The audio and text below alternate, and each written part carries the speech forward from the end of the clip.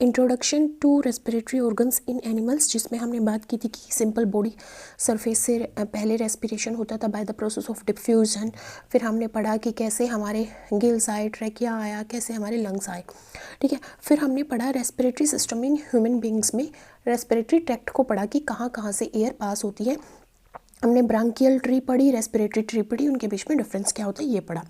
आज हम पढ़ेंगे लंग्स के बारे में, ठीक है, और हम पढ़ेंगे मैकेनिज्म ऑफ ब्रीथिंग, ठीक है, मैकेनिज्म ऑफ ब्रीथिंग पढ़ेंगे हम, डिसोसिएशन कर्व पढ़ेंगे, जो हीमोग्लोबिन का डिसोसिएशन कर्व होता है, और जो भी हमारा यहाँ पे वॉल्यूम होते हैं, रेस्पिरेटरी वॉल्यूम्स होते हैं, उनके बारे में हम यहाँ पे स्टडी करेंगे, ठीक है। नेक्स्ट वीडियो में हम रेगुलेशन के बारे में बात करेंगे और बात करेंगे यहाँ पे हमारे डिसऑर्डर्स के बारे में। आज हम कवर करने वाले रेस्पिरेटरी वॉल्यूम्स को और गैसेस एक्सचेंज को, मतलब कि गैस कैसे ट्रांसपोर्ट होती है, ऑक्सीजन कैसे ट्रांसपोर्ट होती है, कार्बन डाइऑक्साइड कैसे ट्रांसपोर्ट होती है। तो आज हमारे टॉपिक रहेंगे लंग्स पढ़ेंगे। पहले सबसे पहले लंग्स की फिजियोलॉजी को समझेंगे, फिर हम मैकेनिज्म समझेंगे ब्रीथिंग एंड एक्सचेंज का। देन हम यहाँ पे समझने वाले हैं अपने वॉल्यूम्स के बारे में, जो रेस्पिरेटरी वॉल्यूम है। देन हम पढ़ेंगे कि एक्सचेंज क्या होता है, कि हमारा ऑक्सीजन कैसे एक्सचेंज होती है एंड कार्बन डाइऑक्साइड कैसे एक्सचेंज होती है। फिर हीमोग्लोबिन डिसोसिएशन कब हम यहाँ पर डिस्कस करेंगे। तो आज के वीडियो लेक्चर में हम इन टॉपिक्स को कवर करने वाले हैं। So stay tune with me and thank you so much for visiting my channel, clicking on my video. तो स्टार्ट करते हैं अपने लंग्स से। ये सब हम कल पढ़ चुके हैं, आज हम बात करेंगे यहाँ पे लंग्स के बारे में, ठीक है। तो लंग्स हैं क्या, हमें सबको पता है एक ऑर्गन है, ठीक है, जो रेस्पिरेशन में हेल्प करता है। तो जो लंग्स होते हैं वो कहाँ पे प्रेजेंट होते हैं, वो प्रेजेंट होते हैं हमारी थोरेसिस कैविटी में, थोरेसिस कैविटी में प्रेजेंट होते हैं, ठीक है। थोरेसिस कैविटी मतलब कि चेस्ट कैविटी, और इसके ऊपर यहाँ पे तो सिंगल लेयर दिखाई गई है, अदरवाइज इसके ऊपर क्या होती है, लंग्स के ऊपर एक कवरिंग होती है। किसकी कवरिंग होती है, डबल लेयर की, या बोल सकते हैं डबल मेम्ब्रेन होती है, इसकी डबल मेम्ब्रेन होती है। और उस डबल मेम्ब्रेन को क्या बोला जाता है, उस डबल मेम्ब्रेन को बोला जाता है प्लूरल मेम्ब्रेन, प्लूरल मेम्ब्रेन बोला जाता है, ठीक है। यहाँ पे lungs, these are 2 lungs, 2 lungs होते हैं हमारी बॉडी में। ये क्या कहाँ पे प्रेजेंट, थोरेसिस कैविटी यानी कि चेस्ट कैविटी में प्रेजेंट है, ठीक है। इसके ऊपर कवरिंग होती है, डबल मेम्ब्रेन की कवरिंग होती है, जिसको हम क्या बोलते हैं, प्लूरल मेम्ब्रेन बोलते हैं, ठीक है। अब ये प्लूरल मेम्ब्रेन 2 हैं, तो आउटर मेम्ब्रेन होगी, एक होगी इनर मेम्ब्रेन, एक आउटर मेम्ब्रेन होगी और एक क्या होगी, इनर मेम्ब्रेन होगी। जो आउटर मेम्ब्रेन होती है उसको क्या बोला जाता है, पैरिटल प्लूरा, आउटर मेम्ब्रेन को बोला जाता है पैरिटल प्लूरा, ठीक है, पैरिटल प्लूरा। और इनर मेम्ब्रेन को क्या बोला जाता है, विस्करल प्लूरा। देखो विस्करल प्लूरा को हम कैसे याद रख सकते हैं कि हमारे जो इंटरनल ऑर्गन्स होते हैं वो विस्करल ऑर्गन्स होते हैं, डेलिकेट ऑर्गन होते हैं। तो जो इनर मेम्ब्रेन है उसको क्या बोला जाता है, विस्करल प्लूरा, और जो आउटर मेम्ब्रेन होती है उसको क्या बोला जाता है, पैरिटल प्लूरा। फॉर एग्जाम्पल ये आउटर मेम्ब्रेन है तो इसको पैरिटल प्लूरा बोलेंगे, जो इनर मेम्ब्रेन है उसको विस्करल प्लूरा बोलेंगे। ये दोनों किसको बनाते हैं, प्लूरल मेम्ब्रेन को बनाते हैं, जो किसको प्रोटेक्ट करने का काम करती है, लंग को, क्योंकि लंग्स बहुत ही स्पंजी ऑर्गन है, डेलिकेट ऑर्गन है, ठीक है। अब देखो, अब ये आउटर मेम्ब्रेन और इनर मेम्ब्रेन दोनों मेसोडर्म की किस लेयर से बने, हमारी 3 लेयर होती हैं, एंडोडर्म, एक्टोडर्म और मेसोडर्म। तो ये जो दोनों लेयर हैं ये कौन सी मेम्ब्रेन से मिलके बनी है, दोनों ही मेसोडर्म से बनी है। मतलब कि जो प्लूरल मेम्ब्रेन है, जो इसकी कवरिंग करती है, आउटर पैरिटल मेम्ब्रेन और इनर विस्करल मेम्ब्रेन, दोनों ही किससे मिलके बनी है, मेसोडर्म से ओरिजिनेट हुई है, ठीक है। अब देखो जो पेरिटल मेम्ब्रेन है वो थोरेसिस कैविटी के कांटेक्ट में रहेगी, चेस्ट के कांटेक्ट में रहेगी, ठीक है, क्योंकि वो बाहर वाली मेम्ब्रेन है, ठीक है। और जो हमारी अंदर वाली मेम्ब्रेन है विस्करल प्लूरा, वो लंग सरफेस के कांटेक्ट में रहेगी, ठीक है। दोनों मेम्ब्रेन के बीच में क्या होता है, स्पेस होता है। जैसे हम यहाँ पे देखें तो यहाँ पे क्या है, ये स्पेस प्रेजेंट है, आउटर और इनर मेम्ब्रेन के बीच में एक स्पेस है। उस स्पेस को क्या बोलते हैं, उस स्पेस में फ्लूइड फिल होता है, ठीक है। थोड़ी सी छोटी सी कैविटी है, नैरो कैविटी, और उसके अंदर क्या फिल्ड होता है, फ्लूइड फिल्ड होता है, जिसको हम क्या बोलते हैं, प्लूरल फ्लूइड। क्या बोलते हैं, प्लूरल फ्लूइड, ठीक है। अब ये क्या करता है, ये हमारी आउटर मेम्ब्रेन और इनर मेम्ब्रेन के बीच में फ्रिक्शन नहीं पैदा होने देता, फ्रिक्शन को से बचाता है लंग्स को, है ना। ये प्लूरल फ्लूइड फ्रिक्शन नहीं होने देता आउटर मेम्ब्रेन और इनर मेम्ब्रेन के बीच में, ठीक है। और कई बार क्या होता है, बैक्टीरियल इन्फेक्शन हो जाता है, जैसे निमोनिया वगैरह हो जाता है, तो उस टाइम पे क्या होता है, प्लूरल फ्लूइड इंक्रीज़ हो जाता है, इसकी अमाउंट इंक्रीज़ हो जाती है। इसकी अमाउंट कब इंक्रीज़ होती है, जब इन्फेक्शन कोज होता है, कोई भी बैक्टीरियल इन्फेक्शन है, फॉर एग्जांपल निमोनिया है, तो उस टाइम पे प्लूरल फ्लूइड इंक्रीज़ हो जाएगा, जिसकी वजह से जो पर्सन है वो सांस नहीं ले पाता। क्या हो जाता है उसको, अगर फ्लूइड इंक्रीज़ हो जाता है तो डिस्पोनिया हो जाता है, ठीक है। डिस्पोनिया वाली कंडीशन हो जाती है जिसमें फ्लूइड इंक्रीज़ हो जाता है, प्लूरल फ्लूइड इंक्रीज़ हो जाता है, और जो पर्सन है उसको सांस लेने में दिक्कत होती है, और इसको बोला जाता है डिस्पोनिया, ठीक है। इस टर्म को प्लूरोसिटी या प्लूरल इफ्यूजन डिजीज़ भी बोला जाता है। इस कंडीशन को, जब हमारे यहाँ पे प्लूरल फ्लूइड इंक्रीज़ हो जाता है, इस कंडीशन को बोला जाता है प्लूरेसी और pleural effusion disease. Pleural effusion disease, pleural effusion क्यों बोलते हैं, क्योंकि प्लूरल फ्लूइड यहाँ पे इंक्रीज़ हो गया, तो प्लूरेसी या प्लूरल इफ्यूज़न डिजीज़, जिसमें पर्सन सांस नहीं ले पा रहा है क्योंकि प्लूरल फ्लूइड इंक्रीज़ हो गया है, ठीक है। हम फिजियोलॉजी को देखें तो जो हमारे लंग्स हैं, 2 लंग्स हैं, एक राइट और लेफ्ट, ठीक है। अब जो हमारे लंग्स होते हैं, जो हमारे लंग्स हैं यहाँ पे, दिस इज़ राइट लंग, ठीक है। जो हमारा राइट है वो हमारे लंग का लेफ्ट है, तो ये लेफ्ट लंग, 2 लंग है। राइट जो होता है, राइट लंग, वो 3 लोब से मिलके बना होता है, 3 लोब से मिलके बना होता है, और जो लेफ्ट लंग होता है वो 2 लोब से मिलके बना होता है, ठीक है। जो हमारा यहाँ पे राइट लंग होता है वो हमारा 3 लोब से मिलके बना होता है, और लेफ्ट लंग जो होता है वो हमारा 2 लोब से मिलके बना होता है, ठीक है। यहाँ पे जो राइट लंग है उसमें 3 लोब हैं, तो कौन कौन सी लोब होंगी, एंटीरियर लोब होगी, ठीक है, मिडल लोब प्रेजेंट होगी, और हमारी प्रेजेंट होगी यहाँ पे क्या, posterior lobe, posterior lobe present होगी। पर जो लेफ्ट लंग है उसके अंदर सिर्फ हमारी anterior and posterior 2 he lobe present होती है। यहाँ पे एंटीरियर, मिडल एंड पोस्टीरियर, और यहाँ पे anterior and posterior 2 he lobe present होगी लेफ्ट लंग के अंदर, ठीक है। इससे बहुत क्वेश्चन आता है कि भाई हमारा लेफ्ट लंग के अंदर क्या होती हैं, 2 ही लोब होती हैं, ठीक है। नेक्स्ट हम बात करते हैं, हाँ, लेफ्ट लंग के अंदर क्या होती है, हमारी 2 लोब होती हैं। फिर देखो, अगर हम लंग्स की बात करें और लंग्स में बोले हम कि क्या इसकी स्ट्रक्चरल और फंक्शनल यूनिट होती है, कि मतलब जो लंग्स के स्ट्रक्चर को क्या कौन बनाएगा, और उसका फंक्शन है गैस एक्सचेंज का, तो वो फंक्शन कौन परफॉर्म करेगा, तो उसका फंक्शन कौन परफॉर्म करेगा, एल्वियोलाई। तो हमारी जो एल्वियोलाइज होती हैं, these are structural and functional unit, ये स्ट्रक्चरल एंड फंक्शनल यूनिट बनाती हैं लंग्स की, क्योंकि एल्वियोलाई के अंदर ही क्या होता है, गैस एक्सचेंज होता है। अच्छा, एक क्वेश्चन ये भी आ सकता है कि भाई यहाँ पे लेफ्ट लंग के अंदर 2 ही लोब क्यों प्रेजेंट होती है, क्योंकि लेफ्ट साइड में इसको हार्ट के लिए स्पेस बनाना होता है लंग्स को, इस वजह से यहाँ पे क्या होती है, 2 लोब प्रेजेंट होती है हार्ट की अकोमोडेशन के लिए, ठीक है।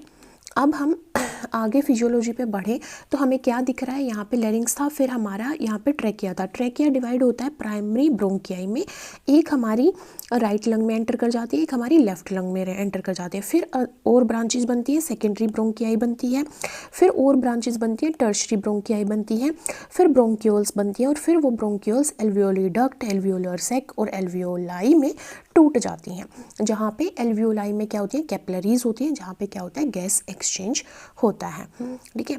अब हम लंग्स की लोकेशन की बात करें तो लंग्स कहाँ पे लोकेटेड था, थोरेसिस कैविटी में लोकेटेड था, 1 on each side of the heart की दोनों साइड में प्रेजेंट है। इसी वजह से जो लेफ्ट लंग होता है उसमें क्या होते हैं, 2 हमारी लोब्स होती हैं। रिब केज जो है वो इसको प्रोटेक्ट करता है, डायफ्रागम के ऊपर ये रेस्ट करता है, जो बहुत ही इंपॉर्टेंट है हमारे एक्सहेल करने में और इनहेल करने में। डायफ्रागम बहुत ही मेजर रोल प्ले करता है, क्योंकि ये मस्कुलर हमारा स्ट्रक्चर होता है, ठीक है। ये क्या करता है, मस्कुलर स्ट्रक्चर होता है और ये फ्लेक्सिबिलिटी प्रोवाइड करता है रेस्पिरेशन के टाइम पे, ठीक है। और एब्डोमिनल कैविटी को स्पेस भी प्रोवाइड करता है कॉन्ट्रैक्ट करके और रिलैक्स करके, ठीक है। अब थोरेसिस कैविटी लाइन कर रखी है प्लूरा कैविटी के थ्रू, जो हमने पढ़ लिया कि हमारी पैरेटल प्लूरा होती है आउटर कवरिंग लंग की और विस्कुलर प्लूरा होती है इनर कवरिंग लंग की। एक्सटर्नल स्ट्रक्चर की बात करें तो ये स्पंजी ऑर्गन्स होते हैं, स्पंज जैसे होते हैं, इलास्टिक होते हैं। इलास्टिक क्यों होते हैं, बलून की तरह फूल जाते हैं जब इनमें हवा भरती है, और ये हमारे मतलब इनका सरफेस एरिया कम हो जाता है जैसे ही हवा इनसे बाहर निकलती है, तो इलास्टिक होते हैं और कोन शेप्ड स्ट्रक्चर होते हैं। पिंक होते हैं चिल्ड्रन में और ग्रे होते हैं एडल्ट में। ग्रे क्यों होते हैं, क्योंकि बहुत सारे पोल्यूशन के कांटेक्ट में हम आते हैं एज वी ग्रो अप, और उसी वजह से हमारे जो लंग्स हैं वो ग्रेइश हो जाते हैं, ठीक है। अब हमने पढ़ा था राइट लंग। राइट लंग में क्या है, 3 लोब है, एंटीरियर, मिडल एंड पोस्टीरियर। और जो राइट लंग होता है हमारा वो होता है 625 ग्राम का, 625 ग्राम का इसका वेट होता है। और जो लेफ्ट लंग होता है उसमें 2 लोब्स होती हैं, एंटीरियर एंड पोस्टीरियर। ये कितना होता है, 575 ग्राम का होता है, ठीक है। जो राइट लंग है वो कितना है, 625 ग्राम का होता है इसका वेट, और लेफ्ट लंग का कितना वेट होता है, 575 ग्राम होता है, ठीक है। रीज़न क्या है, लेफ्ट लंग हैज़ 2 लोब्स, क्योंकि इसको स्पेस बनाना है किसके लिए, हार्ट के लिए, कार्डिक नॉच के लिए, ठीक है। कवरिंग की बात हम कर चुके हैं कि प्लूरा हमारी डबल लेयर मेम्ब्रेन है जो किसको कवर करती है, लंग को कवर करती है। आउटर जो होती है वो पेरिटल प्लूरा होती है जो थोरेसिस कैविटी को लाइन करती है। इनर जो हमारे लंग के सरफेस को कवर करती है वो होती है विस्करल प्लूरा। इन दोनों के बीच में प्लूरल फ्लूइड होता है जो फ्रिक्शन को प्रिवेंट करने के लिए मेजर रोल प्ले करता है, ठीक है। अगर प्लूरल फ्लूइड इंक्रीज हो जाता है तो हमें डिस्पोनिया हो जाता है, ठीक है। फिर यहाँ पे स्ट्रक्चरल एंड फंक्शनल यूनिट होती है एल्वियोलाई, ठीक है। माइक्रोस्कोपिक एयर सैक्स हैं जहाँ पे गैस एक्सचेंज होती है। थिन वॉल्ड होते हैं, थिन वॉल्ड इसलिए होती है एल्वियोलाई क्योंकि यहाँ पे गैस एक्सचेंज डिफ्यूजन की प्रोसेस के थ्रू होती है, और थिक वॉल होने की वजह से डिफ्यूजन नहीं हो पाएगा, इसी वजह से ये थिन वॉल होती है। इसमें बहुत सारी कैपिलरीज होती हैं जो ब्लड को एल्वियोलाई में लेके आती है और जिसकी वजह से गैस एक्सचेंज पॉसिबल हो पाता है। एल्वियोलाई सिंपल स्क्वामस एपिथेलियम की बनी होती है, सिंपल स्क्वामस एपिथेलियम की बनी होती है, ठीक है।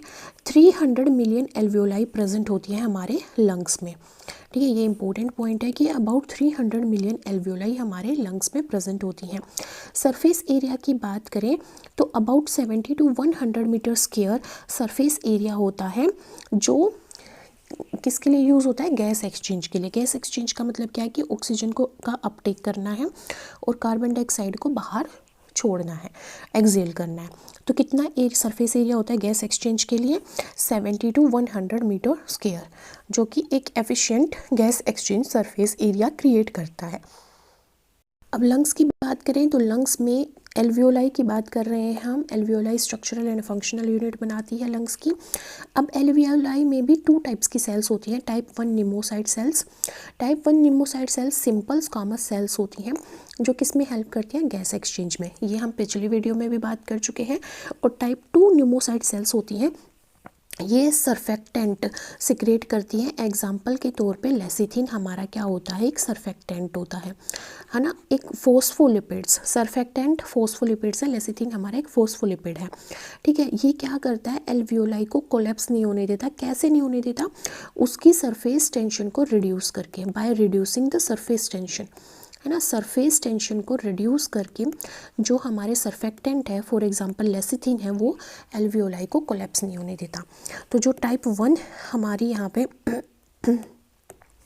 टाइप 1 न्यूमोसाइट्स हैं वो गैस एक्सचेंज में हेल्प करेंगी। टाइप 2 न्यूमोसाइट्स सरफेक्टेंट रिलीज करेंगी और एल्वियोलाई को कोलैप्स नहीं होने देंगी, ठीक है। ब्लड सप्लाई की बात करें तो 2 टाइप से ब्लड सप्लाई होती है, एक होता है पल्मोनरी सर्कुलेशन, एक होता है ब्रांकियल सर्कुलेशन। पल्मोनरी सर्कुलेशन जिसमें पल्मोनरी आर्टरी हमारी हार्ट से अवे लेके जाती है। आर्टरी का काम क्या होता है कि वो ब्लड को हार्ट से दूर लेके जाती है। तो पल्मोनरी आर्टरी डीऑक्सीजनेटेड ब्लड को हार्ट से कहाँ पे लेके आती है, लंग्स में लेके आती है फॉर प्योरीफिकेशन। अब जो पल्मोनरी वीन होती है वो टुवर्ड्स द हार्ट लेके जाती है, तो लंग्स से प्योरीफाइड ब्लड को, ऑक्सीजनेटेड ब्लड को कहाँ पे लेके जाएगी, हार्ट में लेके जाएगी।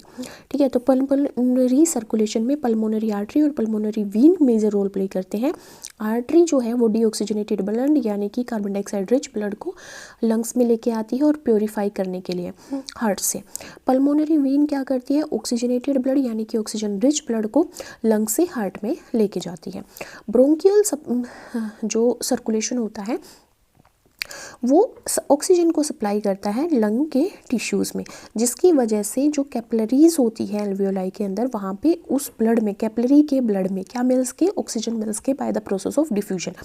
तो ब्रोंकियल सर्कुलेशन कुछ नहीं है, बस ऑक्सीजन का ट्रांसपोर्ट करना है या ऑक्सीजन मिलानी है ब्लड में हमें। ठीक है, ब्रोंकियल सर्कुलेशन के टाइम पे क्या मैकेनिज्म होता है, गैस एक्सचेंज का लंग्स में डिफ्यूजन के थ्रू होता है। एल्वियोलाई की वॉल्स थिन होती हैं, थिन पतली होती हैं, ताकि डिफ्यूजन के थ्रू गैस एक्सचेंज हो उसके कैपिलरी के ब्लड के अंदर।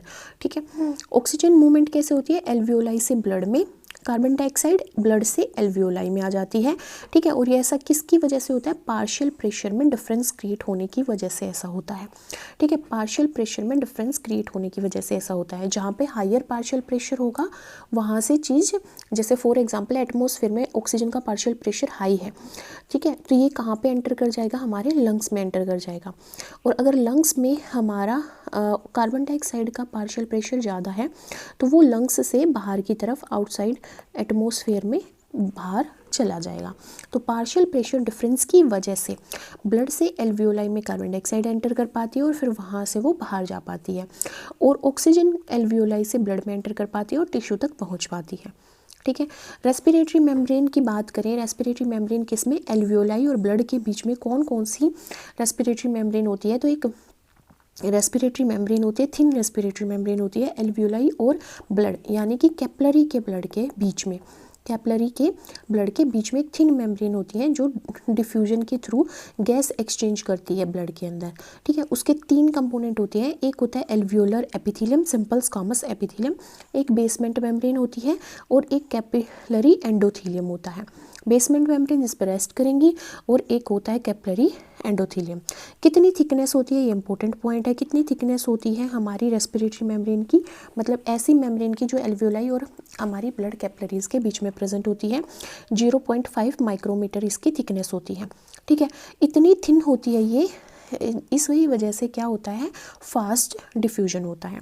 फंक्शंस की बात करें तो लंग्स के क्या फंक्शन है, प्राइमरी फंक्शन तो यही है, गैस एक्सचेंज करना, ऑक्सीजन एंड कार्बन डाइऑक्साइड को एक्सचेंज करेगा ब्लड के अंदर, मेंटेन करेगा ब्लड का पीएच, क्योंकि कार्बन डाइऑक्साइड अगर बढ़ गई तो हमारा एसिडिक हो जाएगा ब्लड का पीएच, तो ब्लड के पीएच को मेंटेन करने का काम करता है गैस एक्सचेंज करके, कार्बन डाइऑक्साइड को बॉडी से रिमूव करता है, स्पीच में हेल्प करता है, क्योंकि एयर आएगी तभी हमारे लैरिंग्स से टकराएगी, वाइब्रेशन क्रिएट होगी और हम बोल पाएंगे।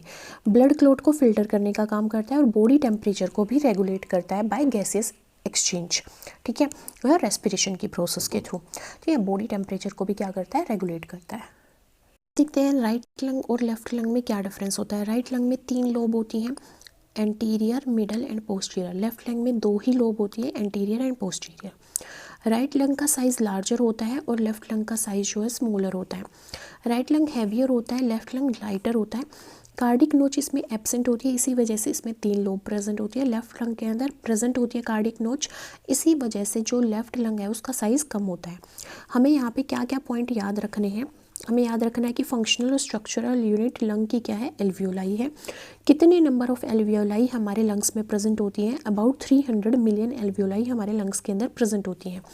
कितना सरफेस एरिया होता है गैस एक्सचेंज के लिए, 70 to 100 मीटर स्क्वायर का। राइट लंग में 3 लोब्स होती हैं, लेफ्ट लंग में 2 लोब्स होती हैं, क्योंकि इसमें कार्डिक नोच प्रेजेंट होती है। प्लूरा क्या है, डबल मेम्ब्रेन है जो किसको कवर करती है, हार्ट को कह रही हूँ मैं, लंग को, जिसमें पेरिटल प्लूरा जो होगी वो हमारी आउटर मेम्ब्रेन होगी और जो हमारी विस्करल प्लूरा होगी वो हमारी क्या होगी, वो हमारी इनर मेम्ब्रेन होगी। और दोनों किस से ओरिजिनेट हुई हैं, मेसोडर्म से ओरिजिनेट हुई हैं। ठीक है, सर्फेक्टेंट जो हमारी टाइप 2 हमारी जो न्यूमोसाइट सेल्स होती हैं उसके थ्रू सिक्रेट होता है, जो कोलैप्सिंग से प्रिवेंट करता है एल्वियोलाई को। गैस एक्सचेंज किस प्रोसेस के थ्रू होता है? डिफ्यूजन के थ्रू होता है। डिफ्यूजन में क्या होता है? Higher concentration to lower concentration कोई भी मॉलिक्यूल मूव करता है। ठीक है, नेक्स्ट हम कुछ क्वेश्चंस डिस्कस करते हैं। जैसे फर्स्ट है functional unit of lung is, अभी हमने बात की एल्वियोलस होता है। The number of lobes in right lung, right lung में कितनी लोब्स होती है? 3 लोब्स होती हैं, और लेफ्ट में कितनी होती है? 2। The membrane covering lungs is called, क्या बोलते हैं उसको? प्लूरा बोलते हैं, अभी बात की है।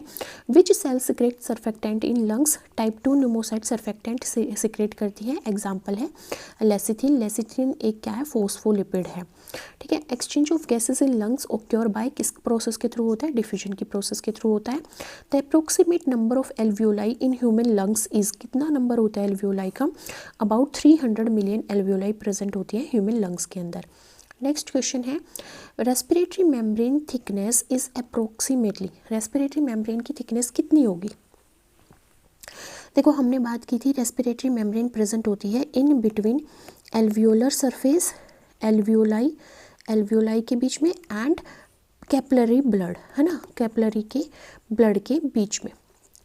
ठीक है, इन दोनों के बीच में रेस्पिरेटरी मेम्ब्रेन होती है, जो बेसमेंट मेम्ब्रेन से एपिथेलियम, सिंपल स्क्वामस एपिथेलियम और हमारा एंडोथेलियम कंसिस्ट करती है। 3 लेयर होती हैं। वो कितनी साइज़ की होती है? 0.5 माइक्रोमीटर की होती है।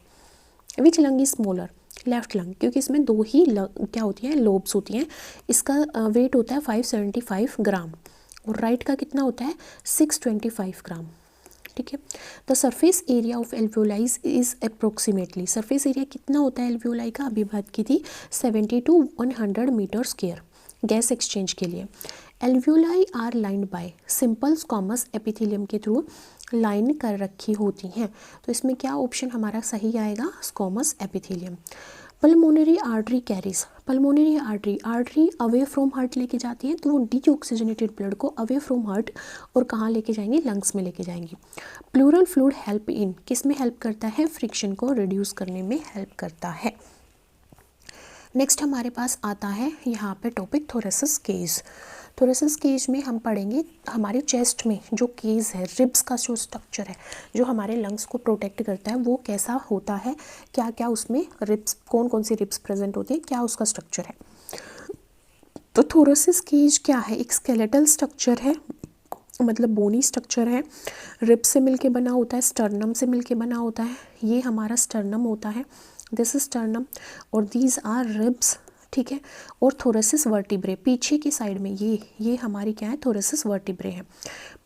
ठीक है, और ये किसको प्रोटेक्ट करता है? थोरेसिस ऑर्गन को, चेस्ट ऑर्गन्स को। क्या कंपोनेंट होते हैं थोरेसिस केस में? इसमें 3 मेन कंपोनेंट होते हैं। पहला होते हैं ribs, these are ribs. Ribs के कितने पेयर होते हैं? 12 पेयर्स, मतलब कि 24 रिब्स। लेफ्ट और राइट दोनों साइड के रिब्स को मिलाएंगे तो क्या होंगी? 24 रिब्स होंगी। Human beings have 12 pair of ribs. और क्या होते हैं? थोरेसिस वर्टिब्रे पीछे वाली साइड में होंगी थोरेसिस वर्टिब्रे, कितनी होंगी? 12। ठीक है, और क्या होता है? स्टर्नम ये बीच वाला हिस्सा जिसको ब्रेस्ट बोन बोला जाता है। फ्लैट बोन होती है जो सेंटर में प्रेजेंट होती है चेस्ट के। ठीक है, तो हम सबसे पहले हम बात करेंगे रिब्स के बारे में। सबसे पहले किसके बारे में बात करेंगे? रिब्स के बारे में बात करेंगे। अब जो रिब्स होती हैं वो 3 टाइप्स में यहाँ पे क्लासीफाई की जाती है, ट्रू रिब्स और फॉल्स रिब्स और फ्लोटिंग रिब्स। ठीक है, रिब्स जो हैं वो 12 हैं, बट 12 को भी क्लासीफाई किया गया है उनकी अटैचमेंट के बेसिस के ऊपर। ट्रू रिब्स, फॉल्स रिब्स और फ्लोटिंग रिब्स। ट्रू रिब्स होती है 1 to 7 पेयर, 1 to 7 पेयर, यहाँ तक की जो रिब्स हैं 1 to 7 pair, these ribs 1 to 7 ये इस स्टर्नम रीजन से डायरेक्टली अटैच है। देखो डायरेक्टली अटैच हो रखी है, इसीलिए इनको क्या बोला गया है? ट्रू रिब्स बोला गया है। ठीक है, ये डायरेक्टली अटैच है स्टर्नम से, इसी वजह से इनको क्या बोला जाता है? इनको ट्रू रिब्स बोला जाता है। फॉल्स रिब्स कौन सी होती हैं? 8th, 9th और 10th, ये 3 रिब्स के जो पेयर होते हैं 8th, 9th और 10th, ये 3 रिब्स की जो पेयर होती है फॉल्स रिब्स होती हैं, क्योंकि ये स्टर्नम से इनडायरेक्टली अटैच्ड है। इनडायरेक्टली कैसे? एक ही कॉम्बिनेशन के थ्रू ये अटैच हो रही हैं। फ्लोटिंग रिब्स कौन सी होती हैं? फ्लोटिंग रिब्स होती हैं हमारी 11 and 12th। This is 11 and 12th। ठीक है, 11 and 12th ये फ्लोटिंग रिब्स है, ये स्टर्नम से अटैच नहीं होती। ठीक है। True ribs 1 to 7 directly attach होंगी स्टर्नम से, false ribs 8 to 10, 8, 9 and 10 indirectly attach होंगी स्टर्नम से। फ्लोटिंग रिब्स 11th और 12th पेयर होता है जो स्टर्नम से अटैच नहीं होता, ठीक है। फिर बात आती है स्टर्नम की। दिस इज स्टर्नम, ये हमारा स्टर्नम है। ब्रेस्ट बोन इसको बोलते हैं, फ्लैट बोन है, देखो फ्लैट बोन है ये, और सेंटर में प्रेजेंट होती है चेस्ट के। इसके भी 3 पार्ट होते हैं, 3 पार्ट होते हैं इसके। एक होता है मेनुब्रियम, एक होता है बॉडी, और एक क्या होता है जाइफोइड प्रोसेस। देखो ये हमारी जाइफोइड प्रोसेस है, ये बीच में पॉइंटेड नुकीला सा हिस्सा, लोअर पार्ट में जो नुकीला हिस्सा होता है वो जाइफोइड प्रोसेस होती है। मिडल पार्ट बॉडी होती है, और जो ऊपर वाला हिस्सा होता है वो मेनुब्रियम होता है। ऊपर वाला हिस्सा मेनुब्रियम, बीच वाली बॉडी, और सबसे नीचे जो नुकीला हिस्सा होता है वो जाइफोइड प्रोसेस होती है। थोरेसिस वर्टिब्रे की बात करें तो 12 pairs of thoracic vertebrae present होती है। बैक में होती है, हमारी नेक वाले रीजन में बैक में प्रेजेंट होती है, हमारी नेक के नीचे बैक में, ठीक है। इससे थोरेसिस वर्टिब्रा से क्या अटैच होती है, दूसरी साइड से रिब्स अटैच होती हैं, ठीक है। रिब्स हमारी क्या होगी 24 हो गई, थोरेसिस वर्टिब्रा क्या होगी 12 होगी, और स्टर्नम क्या होगा, स्टर्नम हो गया, एक स्टर्नम हो गया, ठीक है। तो टोटल कितनी बोन्स होती हैं हमारी थोरेसिस कैविटी में, 37 बोन्स होती हैं। टोटल कितनी बोन्स होती हैं, 37 बोन्स होती हैं। हमारे इंपॉर्टेंट पॉइंट क्या है, 12 पेयर्स ऑफ रिब्स, जिसमें true ribs 7 pairs, false ribs 3 pair, और floating ribs 2 pair, 11 and 12। Sternum flat bone है, फंक्शन क्या है, प्रोटेक्शन और करना और रेस्पिरेशन में हेल्प करना। और थोरेसिस वर्टिब्रे क्या है 12। तो टोटल थोरेसिस केस में कितनी बोन्स होंगी, 37 बोन्स होंगी। यहाँ पे क्वेश्चन आया है कि फ्लोटिंग रिब्स कितनी होती है, तो 11 और 12 हमारी फ्लोटिंग रिब्स होती हैं, क्योंकि ये बिल्कुल भी अटैच नहीं होती स्टर्नम से। 2 pairs of ribs are floating ribs, ठीक है, 2 पेयर ऑफ रिब्स। नेक्स्ट हमारे पास क्वेश्चन है यहाँ पे डायफ्रागम से। डायफ्रागम क्वेश्चन कह रही हूँ मैं, सॉरी, डायफ्रागम हम समझेंगे। डायफ्रागम क्योंकि मेजर रोल प्ले करता है हमारे रेस्पिरेशन की प्रोसेस में, मैकेनिज्म में। डायफ्रागम, ये हमारा डायफ्रागम है। डायफ्रागम एक थिन डोम शेप्ड का स्ट्रक्चर है, देखो डोम शेप्ड है, डोम शेप्ड की स्केलेटल मसल्स है ये, ठीक है। कहाँ पे लोकेटेड है, ये हमारी ऊपर वाली थोरेसिस कैविटी है, नीचे वाली एब्डोमिनल कैविटी है। ऊपर वाली क्या होती है, थोरेसिस कैविटी, और नीचे वाली क्या होती है, एब्डोमिनल कैविटी। नीचे वाली क्या होती है, एब्डोमिनल कैविटी। तो इन दोनों के बीच में एक डोम शेप्ड, ये क्या है, डोम शेप्ड स्केलेटल बोन, ठीक है। ये किस में हेल्प करती है, इंस्पिरेशन मतलब ऑक्सीजन के अपटेक में, और एक्सपिरेशन मतलब कि कार्बन डाइऑक्साइड को एक्सहेल करने में, ठीक है, बाय चेंजिंग इट शेप। ये क्या है, हमारा डायफ्रागम है। अब डायफ्रागम कहाँ पे लोकेटेड होता है, कहाँ पे लोकेटेड होता है, it is located below the lungs, these are lungs, lungs के नीचे प्रेजेंट है। सेपरेट करता है थोरेसिस कैविटी मतलब लंग्स और हार्ट को सेपरेट करता है स्टमक, लीवर और इंटेस्टाइन से। नीचे क्या होगा, स्टमक, लीवर और इंटेस्टाइन प्रेजेंट होगा, एब्डोमिनल कैविटी होगी। शेप कैसी है, डोम शेप्ड है, कन्वेक्स, ऊपर वाली साइड इसकी कन्वेक्स है, ये कन्वेक्स रीजन है इसका, कन्वेक्स है, और नीचे से ये कनकेव है, ठीक है। स्ट्रक्चर की बात करें तो इसमें स्केलेटल मसल फाइबर प्रेजेंट होते हैं, सेंट्रल टेंडन प्रेजेंट होता है जो नॉन कॉन्ट्रैक्टाइल रीजन में प्रेजेंट होगा, और opening for passage of structures को पास होने के लिए इसमें 3 ओपनिंग होती है। एक होती है अयोर्टिक ओपनिंग, एक होती है इसोफिगल ओपनिंग, और एक होती है केवल ओपनिंग। तो डायफ्रागम किन किन चीज़ों से मिलके बना होता है, इसके अंदर स्केलेटल मसल्स होती हैं, स्केलेटल मसल फाइबर होते हैं, सेंट्रल टेंडन प्रेजेंट होता है, टेंडन यहाँ पे नॉन कॉन्ट्रैक्टाइल रीजन में प्रेजेंट होता है, और अलग अलग स्ट्रक्चर को पास होने के लिए ओपनिंग्स प्रेजेंट होती हैं। 3 ओपनिंग होती हैं, एयोर्टिक ओपनिंग, इसोफिगल ओपनिंग और केवल ओपनिंग। अयोर्टिक ओपनिंग में अयोर्टा ओपन होती है, इसोफेगल ओपनिंग में इसोफिगस ओपन होता है, केवल ओपनिंग में इंफीरियर वेना केवा ओपन होती है। Inferior vena cava D oxygenated blood को लंग्स में लेके आती है, अयोर्टा ऑक्सीजनेटेड ब्लड को टिश्यूज़ में लेके जाती है, ठीक है। तो यहाँ पे 3 ओपनिंग होती है, अयोर्टल ओपनिंग अयोर्टा के लिए, इसोफेगल ओपनिंग इसोफेगस के लिए, केवल ओपनिंग इंफीरियर वेना केवा के लिए। अब इसका फंक्शन क्या होता है, डायफ्रागम क्या फंक्शन परफॉर्म करता है। देखो जो हमारा डायफ्रागम होता है वो इंस्पिरेशन या एक्सपिरेशन, इंस्पिरेशन का मतलब होता है ब्रीथिंग इन में, और एक्सपिरेशन का मतलब होता है ब्रीथिंग आउट में। ब्रीथिंग इन मतलब ऑक्सीजन को लेने में, और ब्रीथिंग आउट एक्सपिरेशन के टाइम पे कार्बन डाइऑक्साइड को बाहर छोड़ने में ये हेल्प करता है। देखो जब इंस्पिरेशन की प्रोसेस होगी, ये इंस्पिरेशन की प्रोसेस है, तो डायफ्रागम कॉन्ट्रैक्ट हो जाता है ना, डाउन, ये क्या करता है, डाउनवर्ड डायरेक्शन में मूव करता है। इसकी ओरिजिनल पोजीशन यहाँ पे थी, इसकी ओरिजिनल पोजीशन यहाँ पे थी, पर ये नीचे की तरफ मूव कर गया, नीचे की तरफ क्या कर गया है, मूव कर गया है, ठीक है, नीचे की तरफ मूव कर गया है, मतलब कॉन्ट्रैक्ट कर गया है, जिसकी वजह से क्या होती है, थोरेसिस कैविटी का जो रीजन है, स्पेस है, वो बढ़ जाता है, इतना बढ़ गया है स्पेस, यहाँ से यहाँ तक स्पेस बढ़ गया है, तो प्रेशर डिक्रीज हो जाएगा, प्रेशर डिक्रीज हो जाएगा, हवा का प्रेशर जो लंग्स के अंदर है वो डिक्रीज हो जाएगा, पर एटमॉस्फेयर का जो हवा का प्रेशर है वो हाई है, तो हाई प्रेशर से लो प्रेशर की तरफ मूव करेगी एयर और लंग्स में एंटर कर जाएगी, ठीक है। क्या होता है, डायफ्रागम कॉन्ट्रैक्ट करता है, नीचे की तरफ अपने आप को धकेलता है, जिसकी वजह से थोरेसिस कैविटी का स्पेस बढ़ जाता है और उसका प्रेशर ड्रॉप हो जाता है, जिसकी वजह से एटमॉस्फेरिक प्रेशर से एयर एंटर कर जाती है लंग्स के अंदर। एक्सपीरेशन में क्या होता है, डायफ्रागम रिलैक्स स्टेट में आता है, वापस से अपनी पोजीशन गेन कर लेता है, थोरेसिस कैविटी का स्पेस यहाँ पे रिड्यूस हो जाता है, ठीक है, रिड्यूस हो जाता है, जिसकी वजह से प्रेशर थोरेसिस कैविटी में इंक्रीज हो जाता है और एटमॉस्फेयर में कम प्रेशर होता है, तो हायर प्रेशर से लो प्रेशर की तरफ एयर मूव करती है, तो एयर बाहर की तरफ मूव कर जाती है।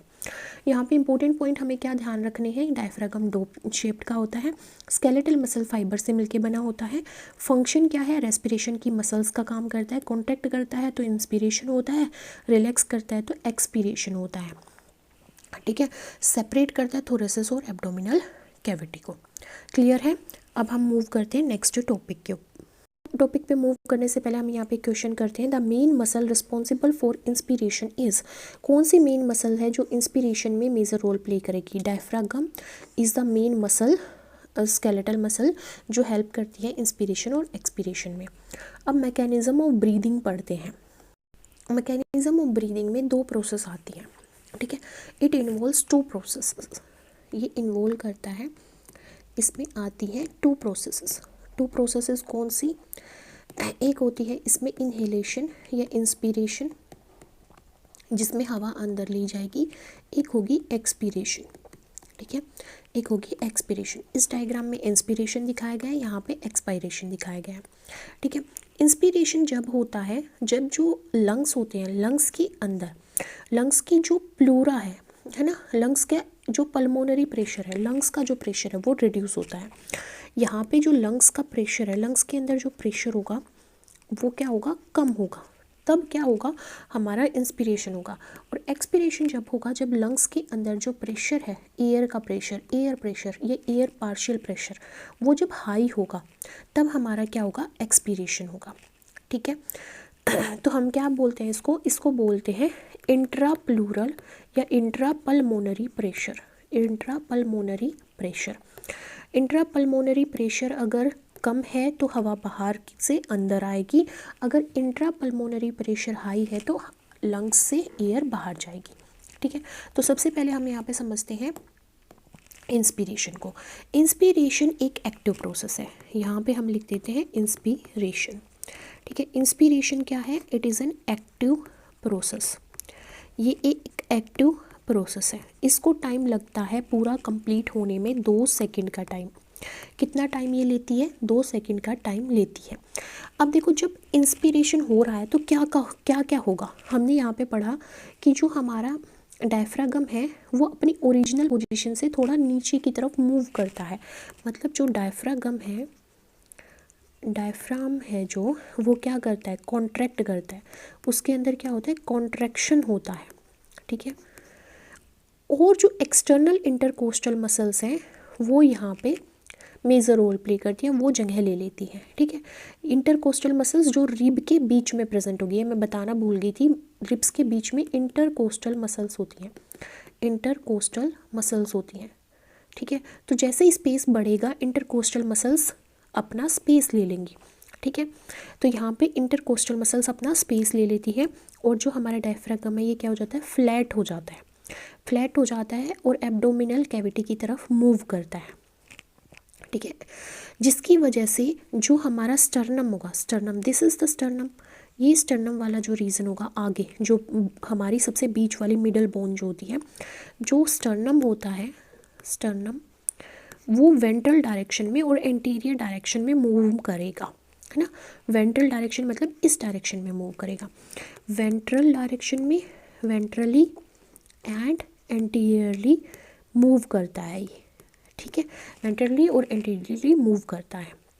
अब देखो जैसे ही हवा भरेगी तो चेस्ट कैविटी फूल जाएगी, फूलेगी तो मतलब रिब्स जो होंगी, रिब्स आउटसाइड मूव करेंगी, रिब्स आउटसाइड डायरेक्शन में मूव करेंगी। देखो ये रिब्स क्या हो गई, आउटसाइड डायरेक्शन में मूव कर गई, ठीक है, जिसकी वजह से जो थोरेसिस वॉल्यूम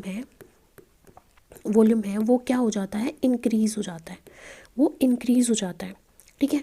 वो इंक्रीज क्यों हुआ, क्योंकि स्पेस बढ़ा लंग्स के अंदर, स्पेस बढ़ा तो लंग्स के अंदर जो प्रेशर है वो प्रेशर ड्रॉप हो गया, प्रेशर ड्रॉप हो गया, प्रेशर ड्रॉप होने की वजह से थोरेसिस वॉल्यूम बढ़ जाता है, हवा बाहर के एटमॉस्फेयर से अंदर आ जाती है। क्योंकि लंग्स का जो नेचर है वो स्पंजी नेचर है, तो लंग क्या करता है, एक्सपेंड करता है, ठीक है, तो एयर बाहर से अंदर की तरफ आ जाएगी। अब दूसरा जो हमारे पास यहाँ पे है वो है एक्सपीरेशन, यहाँ पे लिख लेते हैं एक्सपीरेशन। तो जो नॉर्मल एक्सपीरेशन है, अगर हम फोर्सफुली एक्सपीरेशन नहीं कर रहे तो नॉर्मल एक्सपीरेशन हमारा पैसिव एक्टिविटी है, मतलब यहाँ पे कोई एनर्जी नहीं लगती, एक्टिविटी है ये, पैसिव एक्टिविटी है। बट जो हमारा रेस्पिरेशन है वो एक्टिव प्रोसेस है, इसमें हमारी एनर्जी लगती है। तो देखो जो एक्सपीरेशन की प्रोसेस है वो पूरा टाइम लेती है 3 सेकंड का कंप्लीट होने के लिए। यहाँ पे कितना टाइम लग रहा था, 2 सेकंड का टाइम लग रहा था। एक्सपीरेशन में कितना टाइम लगेगा, 3 सेकंड का टाइम लगेगा। ड्यूरिंग एक्सपीरेशन जो कॉन्ट्रैक्शन है वो नहीं होता, यहाँ पे जितनी भी मसल्स हैं वो सारी मसल्स क्या करती हैं, रिलैक्स। इंटरकोस्टल मसल्स हैं या फिर हमारी यहाँ पे डायफ्रागम है, डायफ्रागम भी तो एक मसल्स है ना, स्केलेटल मसल्स, ये सब क्या करते हैं, रिलैक्स करते हैं और डायफ्रागम अपनी ओरिजिनल पोजीशन पे आ जाता है, ठीक है। जिसकी वजह से स्टर्नम, रिब्स, स्टर्नम जो हमारी फ्लैट बोन होती है वो भी अपनी ओरिजिनल पोजीशन पे, रिब्स भी अपनी ओरिजिनल पोजीशन पे, तो सारी अपनी ओरिजिनल पोजीशन पे आ जाती है, सारी मसल्स रिलैक्स हो जाती हैं। तो लंग की कैविटी का स्पेस जो है, सरफेस एरिया जो है, लंग का जो सरफेस एरिया है वो डिक्रीज़ हो जाएगा, डिक्रीज़ हो जाएगा। तो यहाँ पे जो प्रेशर था, एयर प्रेशर जो था वो क्या करेगा, कम स्पेस में ज़्यादा एयर होगी तो प्रेशर क्या हो जाएगा, बढ़ जाएगा, प्रेशर क्या होगा, बढ़ जाएगा। जैसे ही प्रेशर बढ़ेगा तो प्रेशर, हायर प्रेशर से एयर हमेशा लो प्रेशर की तरफ मूव करती है, तो लंग से एयर क्या करेगी, बाहर मूव करेगी, आउटसाइड डायरेक्शन में मूव करेगी, ठीक है। नॉर्मल ब्रीथिंग होगी है, नॉर्मल ब्रीथिंग के टाइम पे होगा, और नॉर्मल ब्रीदिंग को ही हम क्या बोलते हैं, नॉर्मल ब्रीदिंग को ही हम क्या बोलते हैं, एब्डोमिनल ब्रीदिंग बोलते हैं, एब्डोमिनल ब्रीदिंग बोलते हैं, ठीक है। पर हमारे अंदर अपनी एक्सपीरेशन और इंस्पिरेशन के एबिलिटी को इंक्रीज़ करने की कैपेसिटी होती है, जिसको हम फोर्सफुल ब्रीदिंग कहते हैं, योगा के टाइम पे जैसे हम करते हैं, कपालभाति के टाइम पे जैसे हम करते हैं, ठीक है। तो फोर्सफुल ब्रीदिंग भी हम कर सकते हैं।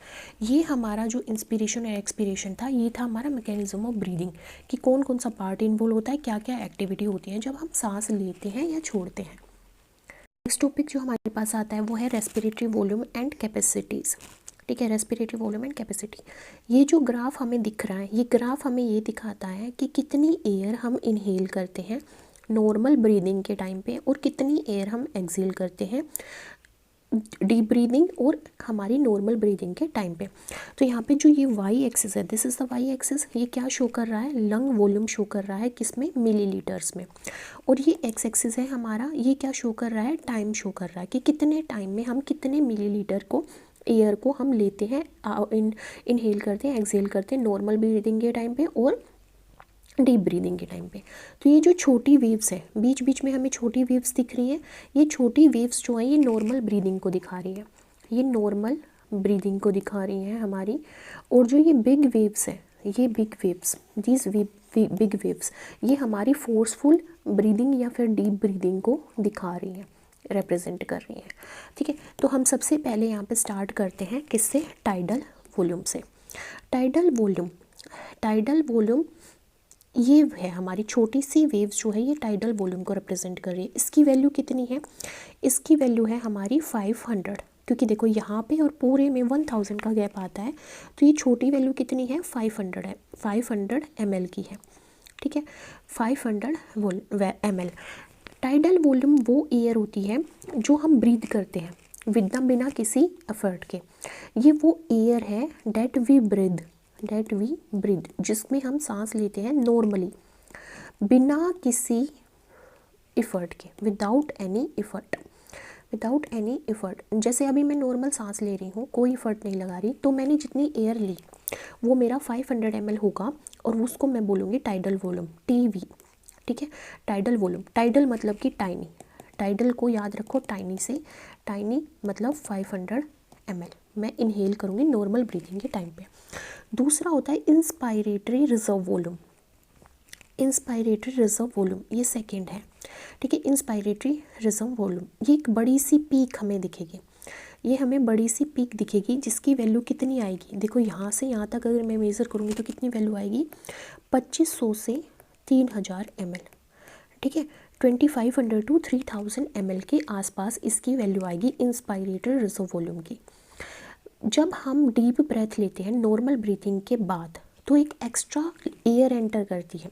टाइडल वॉल्यूम तो वो है जो नॉर्मली मैं ब्रीथ कर रही हूँ, पर जब मैंने फोर्सफुली ब्रीथ करा, डीप ब्रीथ करी, तो नॉर्मल वॉल्यूम के अलावा भी थोड़ी एक्स्ट्रा एयर आती है जिसको इंस्पायरेटरी रिजर्व वॉल्यूम बोला जाता है। IRV, inspire really very deep, है ना, इंस्पायर कर रहे हैं हमें बहुत डीप एयर लेने के लिए, ऐसे याद रख सकते हो। इंस्पायरी रिजर्व वॉल्यूम कितना होता है, 2500 to 3000 ml।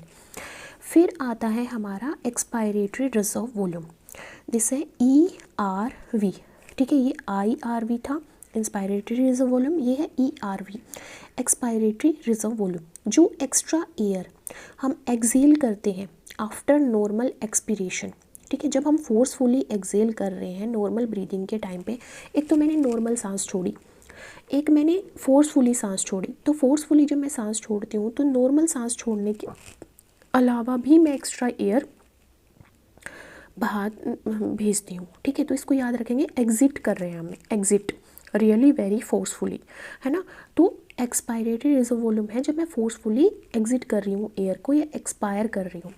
इसकी वैल्यू कितनी होती है, 1000 से लेके 1100 ml इसकी क्या होती है, वैल्यू होती है एक्सपायरेटरी रिजर्व वॉल्यूम की। एक होता है यहाँ पे रेजिडुअल वॉल्यूम।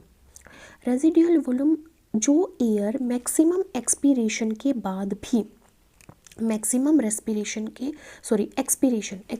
के बाद भी, मैक्सिमम एक्सपीरेशन के बाद भी जो एयर रह जाती है उसको क्या बोला जाता है, रेजिडुअल वॉल्यूम बोला जाता है। ठीक है, ये कभी भी लंग्स को नहीं छोड़ती, अगर ये लंग्स को छोड़ देगी तो लंग्स क्या हो जाएंगे, कोलैप्स हो जाएंगे। तो ये कितनी होती है इसकी वैल्यू, इसकी भी वैल्यू होती है 1100 से लेके 1200 ml, 1100 से लेके 1200 ml इसकी वैल्यू होती है। ठीक है, रेजिडुअल मतलब कि रिमेनिंग एयर। ठीक है, देखो अब इंस्पायरेटरी कैपेसिटी, अब यहाँ पे हम कैपेसिटीज़ देखेंगे, कैपेसिटीज़ का मतलब क्या है कि वॉल्यूम्स का सम, कितनी कैपेसिटी है लंग की, इनहेल करने की कितनी कैपेसिटी है या एक्सेल करने की कितनी कैपेसिटी है, उसको अभी हम यहाँ पे देखते हैं। ठीक है, तो सबसे पहले हमारी आती है इंस्पायरेटरी कैपेसिटी। देखो यहाँ पे हमारा टाइडल वॉल्यूम था, tidal volume in the sense कि जो हम नॉर्मल ब्रीदिंग के टाइम पे हम जो एयर इनहेल करेंगे, ये थी हमारी इंस्पायरेटरी रिजर्व वॉल्यूम, जो मैं फोर्सफुल ब्रीदिंग के टाइम पे इनहेल करती हूँ एयर। तो दोनों को अगर मैं मिला दूँ, इसको, इस वेव को और इस वेव को मैं मिला दूँ, तो मेरी क्या बन जाएगी, inspiratory capacity. Inspiratory reserve volume मेरा था 2500 to 3000 ml। ठीक है, और मेरा टाइडल वॉल्यूम कितना था, मेरा टाइडल वॉल्यूम था 500 ml। तो इन दोनों को अगर मैं मिलाऊंगी तो मेरा कितना हो जाएगा, 3000 से लेके 3500 ml मेरा क्या हो जाएगा, इंस्पायरेटरी कैपेसिटी हो जाएगी। क्या हो जाएगी, इंस्पायरेटरी कैपेसिटी। तो इंस्पायरेटरी कैपेसिटी का मतलब है कि मैं कितना सांस अंदर ले सकती हूँ। मैं सांस कितना लूँगी, पहले नॉर्मल ब्रीदिंग में लूँगी टाइडल वॉल्यूम, जो ये होगा टाइडल वॉल्यूम, जो मेरा 500 ml होगा। उसके अलावा अगर मैं फोर्सफुल ब्रीदिंग कर रही हूँ तो मैं इंस्पायरेटरी रिजर्व वॉल्यूम को लूँगी, जो मेरा कितना होगा, 2500 से 3000 ml होगा। ठीक है, तो टोटल मेरा कितना होगा, 3000 to 3500 ml के बीच में मेरी क्या होगी, इंस्पायरेटरी कैपेसिटी है। चाहे मैं नॉर्मल और फोर्सफुली भी कर लूँ तो इससे ज़्यादा मैं इनहेल नहीं कर सकती। इंस्पायरेटरी कैपेसिटी का मतलब है इनहेल कैपेसिटी। ठीक है, इसका मतलब क्या है, इनहेल कैपेसिटी मेरी कितनी है। ठीक है। अब देखो नेक्स्ट हमारे पास क्या आता है, functional residual capacity. Functional residual capacity हमारी क्या होती है, एक्सपायरेटरी रिजर्व वॉल्यूम और हमारी reserve volume. Expiratory reserve volume तो वो होता है जो मैं एक्सपायर करूँगी नॉर्मली, ठीक है, जो मैं एक्सपायर करूँगी नॉर्मली, ठीक है, नॉर्मल, हाँ सॉरी नॉर्मली। और रेजिडुअल वॉल्यूम होता है जो हमारे लंग्स को कभी भी नहीं छोड़ता ताकि हमारा लंग्स कोलैप्स ना हो। तो हम यहाँ पे बात कर रहे हैं फंक्शनल रेजिडुअल कैपेसिटी की। फंक्शनल रेजिडुअल कैपेसिटी जो होती है वो रेजिडुअल वॉल्यूम का भी सम होती है और ऊपर हमारा एक्सपिरेटरी वॉल्यूम जो होता है उसका भी सम होती है, ठीक है। ये एयर नॉर्मल एक्सपिरेशन के बाद भी हमारे लंग्स में रहती है। फंक्शनल रेजिडुअल कैपेसिटी, ठीक है, ये किसके सम के इक्वल होते हैं, ERV, मतलब ये और ये दोनों मिला दो, ठीक है, ERV प्लस रेजिडुअल वॉल्यूम।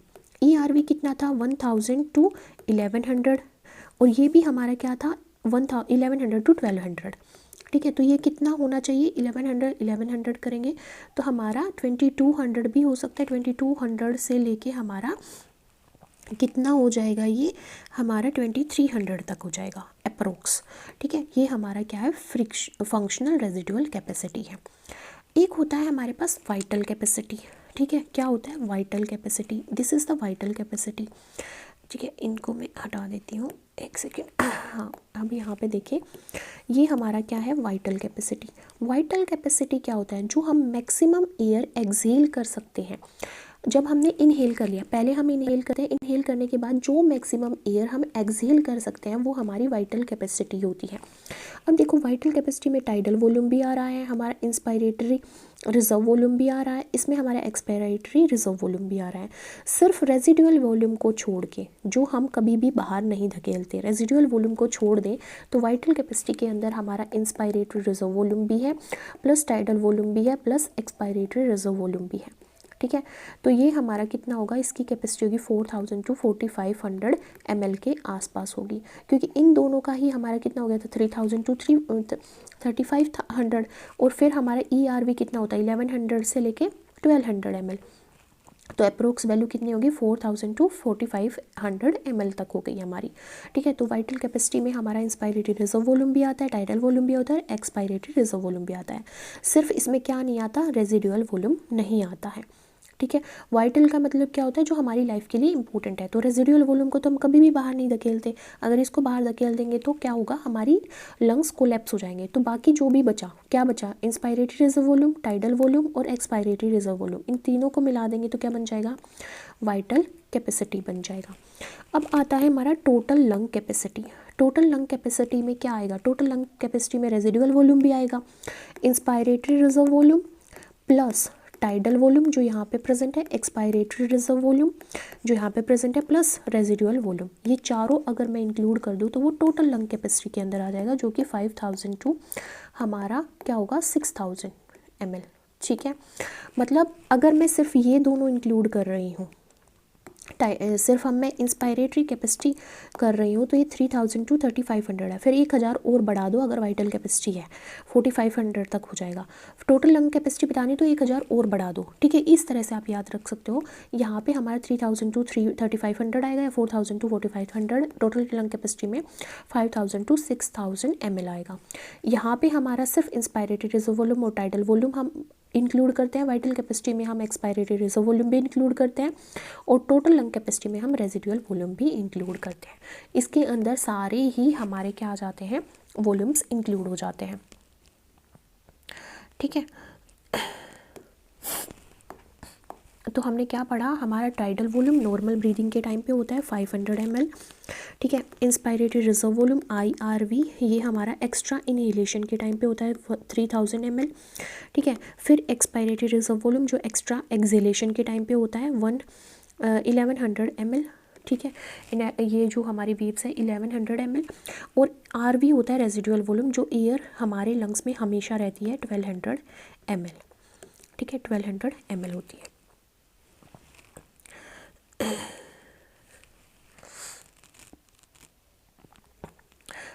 तो यहाँ पे आई थिंक आपको क्लियर हो गया होगा कि ये हमारे रेस्पिरेटरी वॉल्यूम्स और कैपेसिटीज़ आपको क्लियर हो गई होंगी।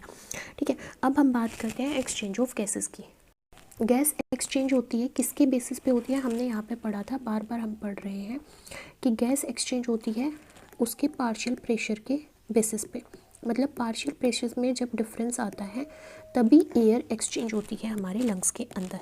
ठीक है, तो पार्शियल प्रेशर का मतलब होता है प्रेशर जो एक इंडिविजुअल गैस अप्लाई करती है। ठीक है, पार्शियल प्रेशर का मतलब क्या है, pressure exerted by individual gas, pressure exerted by individual gas, individual gas जो प्रेशर एक्सर्ट करती है उसको पार्शियल प्रेशर बोलते हैं। तो हमें एक और पॉइंट यहाँ पे ध्यान रखना है जब हम पार्शियल प्रेशर की बात कर रहे हैं कि गैस हमेशा हायर पार्शियल प्रेशर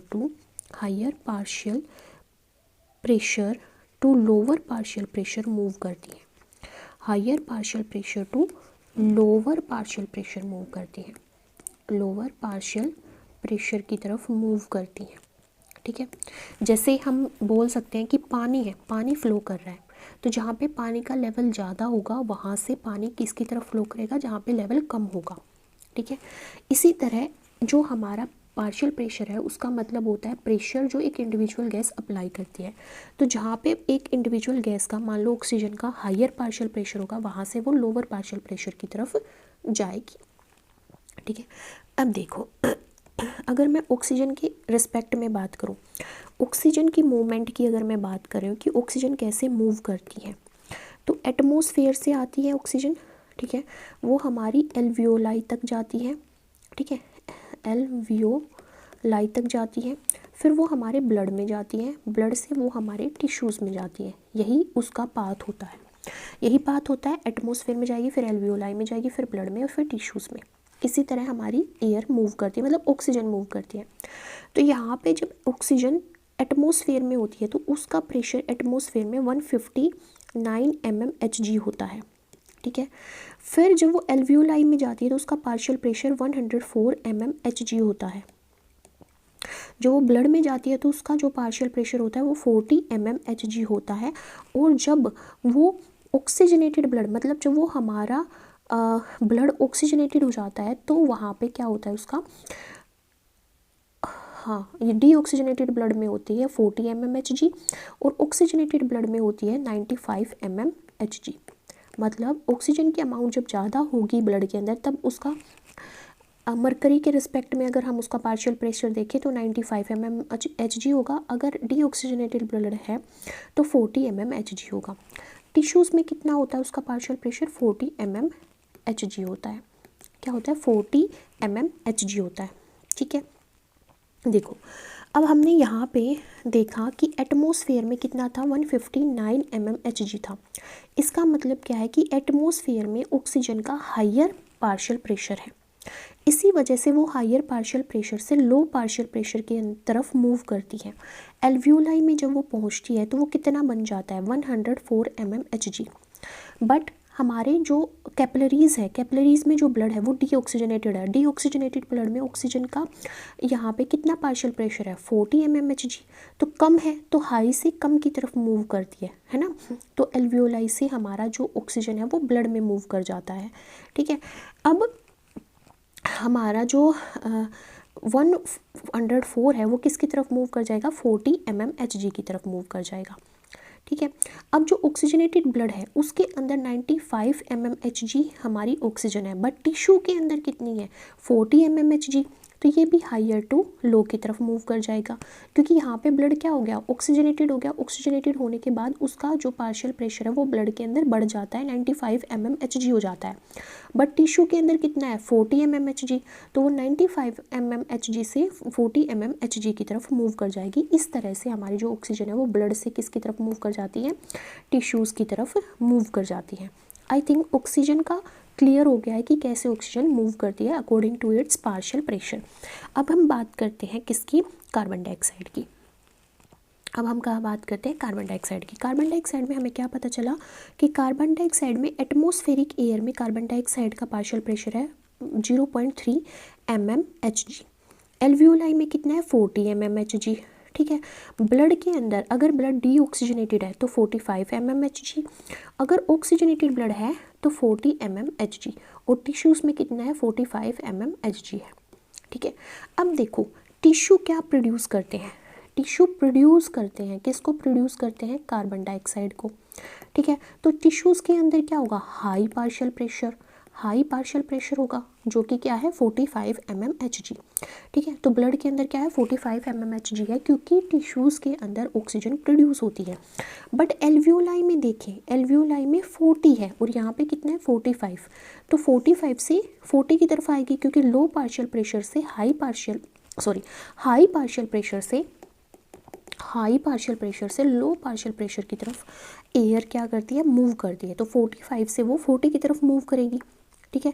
तो यहाँ पे जो हमारी टिश्यूज से वो ब्लड में आएगी, है ना, और फिर ब्लड से वो कहाँ पे आएगी हमारी, फिर हमारा डीऑक्सीजनेटेड ब्लड हो जाएगा जब वो ब्लड के अंदर आएगी। पहले जब वो ब्लड के अंदर आ रही है तो ब्लड क्या है, ऑक्सीजनेटेड है, तो 45 से 40 की तरफ आएगी, फिर ब्लड क्या हो जाएगा, डीऑक्सीजनेटेड, मतलब 45 हो जाएगा, ब्लड 45 हो जाएगा। एल्वियोलाई में कितना है 40 है, तो डीऑक्सीजनेटेड ब्लड से एल्वियोलाई की तरफ क्या आएगी, हमारी कार्बन डाइऑक्साइड आएगी। अब एटमॉस्फेयर में तो बिल्कुल कम वैल्यू है, कितनी है 0.3 mmHg, तो 40 क्या है, ज़्यादा है, तो ज़्यादा से लो की तरफ आएगी। इसी तरह हमारी कार्बन डाइऑक्साइड हमारी एल्वियोलाई को छोड़ के किसकी तरफ आ जाती है, एटमॉस्फेयर की तरफ आ जाती है, ठीक है। तो ऑक्सीजन कैसे मूव करती है, ऑक्सीजन मूव करती है एटमॉस्फेयर से एल्वियोलाई में, एल्वियोलाई से ब्लड में, और ब्लड से जाती है वो टिश्यूज़ में, ठीक है। कार्बन डाइऑक्साइड मूव करती है टिश्यूज़ से, टिश्यूज़ में क्योंकि वो बनती है, टिश्यूज़ से वो ब्लड में जाती है, ब्लड से वो एल्वियोलाई में जाती है, और एल्वियोलाई से वो हमारी एटमॉस्फेयर में जाती है। ऑक्सीजन और कार्बन डाइऑक्साइड का जो ट्रांसपोर्ट पाथवे वो एक दूसरे से क्या होता है, अपोजिट होता है, ठीक है। तो ये जो टेबल है ये हमें क्या दिखा रही है, पार्शियल प्रेशर दिखा रही है ऑक्सीजन का और किसका, कार्बन डाइऑक्साइड का, और ये दिखा रही है कि हायर पार्शियल प्रेशर से हमारी जो गैसेस हैं वो लो पार्शियल प्रेशर तक मूव करती हैं, ठीक है। तो हमने यहाँ पे क्या देखा, हमने देखा कि जो ऑक्सीजन है वो एल्वियोलाई के अंदर 104 थी पर हमारे टिश्यूज़ के अंदर 40 थी, तो एल्वियोलाई से टिश्यूज़ की तरफ मूव करती है। बट हमारा अगर हम टिश्यूज़ में कार्बन डाइऑक्साइड देखें तो 45 है और एल्वियोलाई में 40 है, तो वो हायर टू लो की तरफ मूव करेगी, वो बाहर की तरफ मूव करेगी, ठीक है। हम यहाँ पे देखते हैं ऑक्सीजन ट्रांसपोर्ट, ऑक्सीजन कैसे ट्रांसपोर्ट होती है, फिर देखेंगे कार्बन डाइऑक्साइड ट्रांसपोर्ट, फिर हम उन दोनों को कंपेयर करेंगे। ऑक्सीजन ट्रांसपोर्ट, ऑक्सीजन एंटर करती है लंग्स में किसके टाइम पे, इंस्पिरेशन के टाइम पे, जब हम सांस को अंदर खींच रहे हैं, ठीक है। और ये डिफ्यूज़ हो जाती है एल्वियोलाई से किस में, डिफ्यूजन की प्रोसेस के थ्रू ब्लड की कैपिलरीज में, ब्लड में एंटर कर जाती है। अब जो ऑक्सीजन है वो ब्लड में ट्रांसपोर्ट होती है दो तरीके से, एक तरीका होता है हीमोग्लोबिन से बाइंड करके, तो मोस्टली जो ऑक्सीजन है वो हीमोग्लोबिन से बाइंड करके ही मूव करती है। दूसरा तरीका होता है प्लाज्मा में डिजोल्व फॉर्म में ऑक्सीजन ट्रांसपोर्ट होना। पहला तरीका क्या है, ऑक्सीजन हीमोग्लोबिन से बाइंड होके तब ट्रांसपोर्ट होगी, दूसरा है वो प्लाज्मा के साथ डिजोल्व होके जब ट्रांसपोर्ट होगी, ठीक है। तो हम देखते हैं कि ऑक्सीजन की कौन कौन सी फॉर्म है जो हमारी बॉडी में ट्रांसपोर्ट की जाती है और कितना कितना परसेंटेज कैसे कैसे ट्रांसपोर्ट किया जाता है। सबसे पहले बात करते हैं कि ऑक्सीजन जो है वो हीमोग्लोबिन से बाउंडेड फॉर्म में क्या करती है, ट्रांसपोर्ट करती है। अब जो ऑक्सीजन का 97 to 98% जो पार्ट है वो हीमोग्लोबिन से बाउंड होके ही ट्रांसपोर्ट होगा, ठीक है। अब आरबीसी जो रेड ब्लड सेल्स हैं उनके अंदर क्या होता है, हीमोग्लोबिन होता है, उनके अंदर पोरफायरिन, हीमोग्लोबिन के अंदर पोरफायरिन रिंग होती है और ग्लोबिन पार्ट होता है, ठीक है। तो उसमें क्या होता है, आयरन होता है, आयरन से क्या होती है, ऑक्सीजन हमारी बाइंड होती है। तो रेड ब्लड सेल्स के अंदर हीमोग्लोबिन होता है जिससे हमारी ऑक्सीजन बाइंड होकर क्या बनाती है ऑक्सी हीमोग्लोबिन, क्या बनाती है, ऑक्सी हीमोग्लोबिन बनाती है। ये रिवर्सिबल प्रोसेस है, रिवर्सिबल का मतलब है ऑक्सी हीमोग्लोबिन से टूट के हमारी ऑक्सीजन को रिलीज़ कर देगा और हीमोग्लोबिन अलग हो जाएगा। तो ये रिवर्सिबल रिएक्शन होती है जिसमें हमारा ऑक्सीजन किससे बाइंड करती है, हीमोग्लोबिन से। Oxygen bind in lungs, lungs में बाइंड करती है और ये रिलीज़ होती है किसमें, टिश्यूज़ के अंदर। Each haemoglobin molecule bind 4 oxygen molecule, एक हीमोग्लोबिन कितने ऑक्सीजन मॉलिक्यूल को बाइंड कर सकता है, 4 मॉलिक्यूल्स को बाइंड कर सकता है। तो 1 ग्राम ऑफ हीमोग्लोबिन कितना कैरी करता है, 1.34 ml ऑफ ऑक्सीजन को कैरी करता है। देखो हमने यहाँ पे पढ़ा कि जो ऑक्सीजन ट्रांसपोर्ट होता है वो हमारा कैसे होता है, एल्वियोलाई से डिफ्यूजन की प्रोसेस के थ्रू ऑक्सीजन एंटर करती है ब्लड कैपिलरीज में, बट वो हमारे टिश्यूज़ में ऑर्गन्स में ट्रांसपोर्ट होती है दो फॉर्म में। पहली फॉर्म होती है हीमोग्लोबिन से बाउंड करके, दूसरी फॉर्म होती है प्लाज्मा में डिजोल्व होके। तो हीमोग्लोबिन में जब ये बाउंड होती है तो ऑक्सीजन का 97 to 98% पार्ट हीमोग्लोबिन से बाउंडेड फॉर्म में ही क्या करता है, ट्रांसपोर्ट होता है। और ये bounding process red blood sales में होती है जो हमारे ब्लड के अंदर पाई जाती है। जब हीमोग्लोबिन से ऑक्सीजन बाइंड हो जाएगी तो वो ऑक्सी हीमोग्लोबिन बना देगा, जो कि एक रिवर्सिबल प्रोसेस है। ये वापस टूट जाएगी ऑक्सीजन में टिश्यूज़ के अंदर, ताकि टिश्यूज़ में रिलीज हो सके।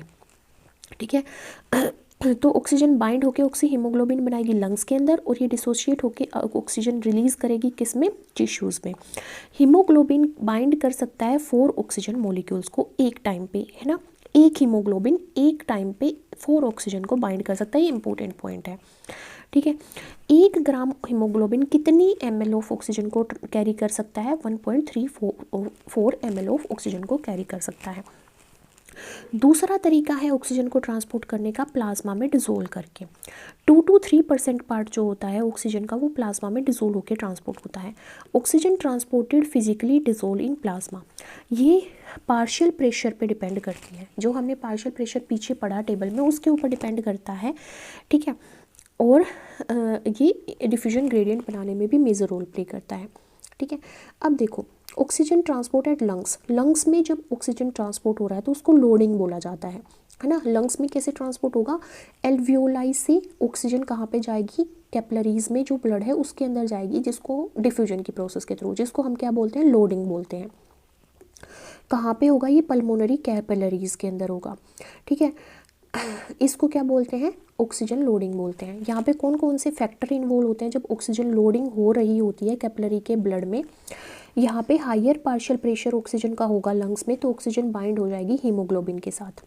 अगर लो पार्शियल प्रेशर होगा कार्बन डाइऑक्साइड का तो ऑक्सी हीमोग्लोबिन की फॉर्मेशन को वो फेवर करेगा। ठीक है। लो H पॉजिटिव कंसनट्रेशन होगी। लो H पॉजिटिव कंसनट्रेशन का मतलब है pH हाई है, मतलब pH क्या है, एसिडिक है। सॉरी, हाई pH का मतलब है बेसिक pH है, बेसिक pH है। ठीक है। लो H पॉजिटिव, अगर हाई H पॉजिटिव होता तो एसिडिक होता। लो H पॉजिटिव का मतलब है कि बेसिक pH है, हाई pH है। तो वो किसको फेवर कर रहा है, हेमोग्लोबिन से ऑक्सीजन की बाइंडिंग को फेवर कर रहा है, क्योंकि बेसिक pH जब भी बनेगा जब कार्बन डाइऑक्साइड का लेवल कम होगा। अगर कार्बन डाइऑक्साइड का लेवल ज़्यादा होगा तो pH एसिडिक हो जाएगा। ठीक है। तो यहाँ पे लो कार्बन डाइऑक्साइड है, इसी वजह से लो H पॉजिटिव आयन कंसनट्रेशन है, और हायर pH है मतलब बेसिक pH है, इसी वजह से हीमोग्लोबिन से ऑक्सीजन बाइंड कर पा रही है। और लो टेम्परेचर में भी हीमोग्लोबिन से ऑक्सीजन बाइंड कर जाती है। ठीक है। तो ये फैक्टर इफेक्ट करते हैं किसमें, लंग के अंदर, कैपिलरीज के अंदर ऑक्सीजन की लोडिंग में। ऑक्सीजन ट्रांसपोर्टेड टिश्यू, टिश्यू में जब ऑक्सीजन ट्रांसपोर्ट होती है तो उसको क्या बोलते हैं, अनलोडिंग बोलते हैं। यहाँ पे जो टिश्यू कैपिलरीज है वो ऑक्सीजन को रिलीज़ करती है, तो यहाँ पे अगर ऑक्सीजन का टिश्यूज़ के अंदर अगर ऑक्सीजन का लो पार्शियल प्रेशर होगा तो जो कैपिलरीज़ के अंदर हायर पार्शियल प्रेशर है ऑक्सीजन का, कैपिलरीज़ के अंदर क्या होना चाहिए, कैपिलरीज़ के अंदर तो पार्शियल प्रेशर ऑक्सीजन का हाई होना चाहिए और टिश्यूज़ के अंदर लो होना चाहिए, तो हाई टू लो मूव कर जाएगी, ऑक्सीजन रिलीज़ हो जाएगी हीमोग्लोबिन से, ये वाली रिवर्सिबल रिएक्शन हो जाएगी। हाई कार्बन डाइऑक्साइड प्रेजेंट है तो ऑक्सीजन रिलीज़ हो जाएगी। हाई H पॉजिटिव कंसनट्रेशन है मतलब लो pH है, बेसिक pH है तो ऑक्सीजन रिलीज़ हो जाएगी। हाई टेम्परेचर है तो भी ऑक्सीजन रिलीज़ हो जाएगी। ठीक है। तो देखो ये दो स्टेप्स रिलीज़ करने के लिए रिवर्स हो जाएंगे। यहाँ पे लो कार्बन डाइऑक्साइड थी, यहाँ पे हाई कार्बन डाइऑक्साइड थी, यहाँ पे हाई पार्शियल प्रेशर था, यहाँ पे लो पार्शियल प्रेशर था। तो जो सिचुएशन यहाँ पे होगी उसका रिवर्स यहाँ पे होगा।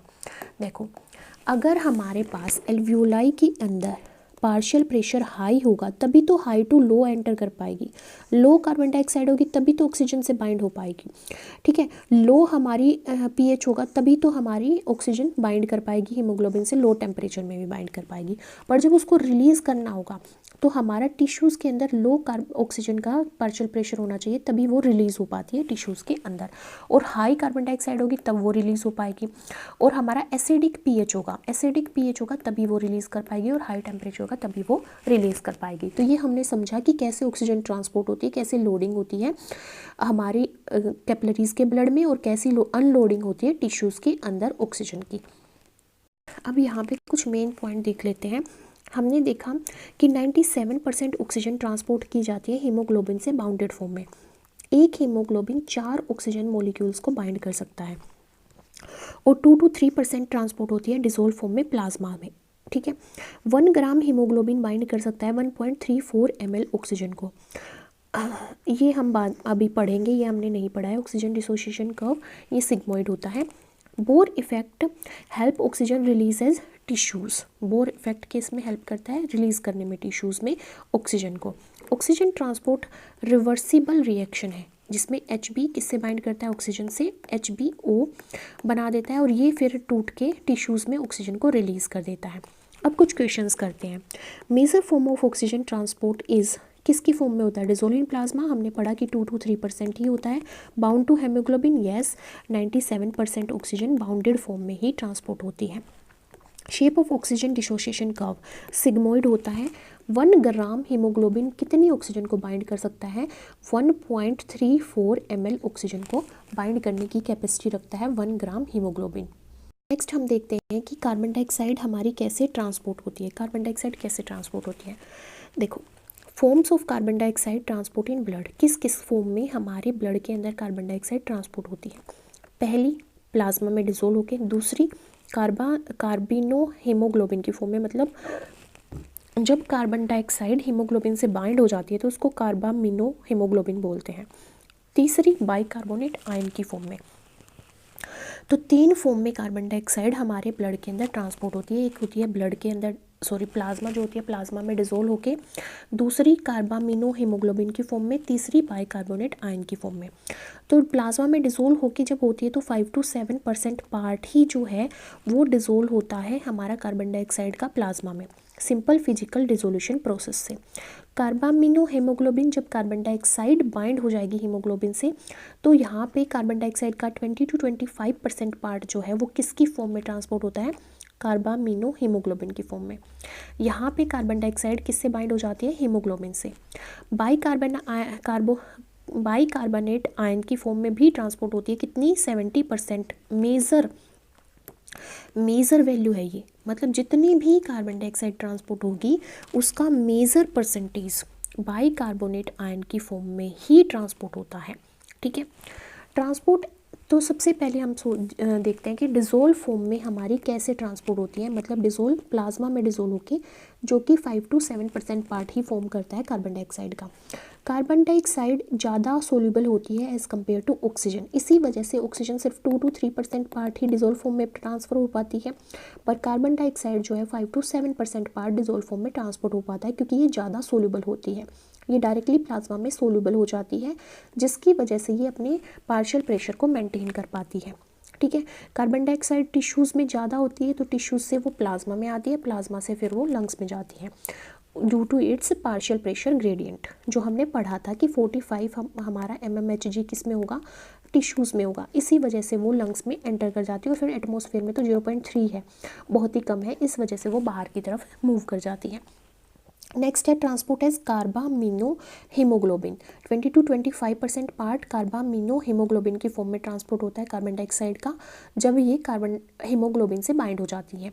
ठीक है, ये हीमोग्लोबिन प्रोटीन से बाइंड होती है, पोरफायरिन रिंग से बाइंड होती है, ना कि आयरन से। बट ऑक्सीजन हमारी आयरन से बाइंड होती है। ठीक है, तो ये कार्बामिनो हीमोग्लोबिन बन जाता है। कार्बन डाइऑक्साइड बाइंड करती है ग्लोबिन पार्ट से। ठीक है, पोरफायरिन रिंग से नहीं करती, पोरफायरिन रिंग के बीच में ही तो आयरन होता है, पोरफायरिन रिंग से नहीं बाइंड करती है, ग्लोबिन पार्ट से बाइंड करती है।